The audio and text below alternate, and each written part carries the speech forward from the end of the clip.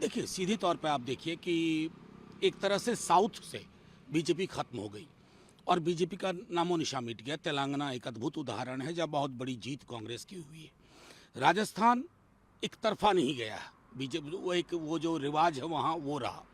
छत्तीसगढ़ अलबत्ता चूंकि तमाम लोगों की अपेक्षाओं के अनुरूप नहीं आया।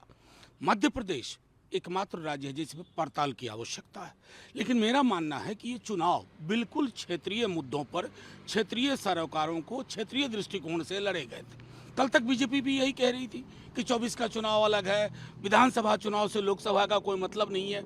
हमारा भी मानना है, जो कि तेजस्वी जी ने भी कहा है, कि ये एक संदेश है कि बीजेपी ने सब कुछ झोंक दिया, लेकिन लोकसभा के चुनाव के परिणाम बिल्कुल राष्ट्रीय मुद्दों पे लड़े जाएंगे।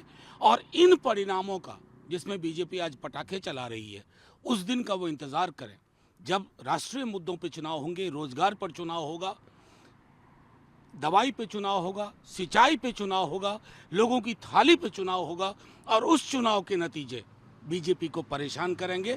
ये हमारा, मैं मानता हूं कि आज के चुनाव से अगर कोई टेक अवे है तो देखिए, मुझको सीधे तौर पे ये कहना है कि इंडिया गठबंधन, कांग्रेस के अलावा उसमें कई सारे दल हैं और कांग्रेस के पाले में अब गेंद है।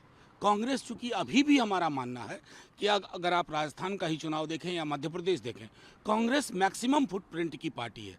लेकिन कांग्रेस को भी इस हकीकत को अंगीकार करना होगा कि इंडिया गठबंधन के माध्यम से हम नरेंद्र मोदी जी की आत्ममुग्ध राजनीति का विकल्प आत्ममुग्धता नहीं होगी, एक सामूहिकता में होगी। और मैं समझता हूं इसको कांग्रेस गंभीर चिंतन इस पर करेगी। संभवतः 6 तारीख से आप देखेंगे कि एक बेहतर रवायत की शुरुआत होगी। नहीं, बीजेपी के लिए बिहार, छत्तीसगढ़ और मध्य प्रदेश नहीं है। मध्य प्रदेश, छत्तीसगढ़, राजस्थान बीजेपी तब भी थी जब बीजेपी बिहार में उसको 5 सीट भी नहीं थी।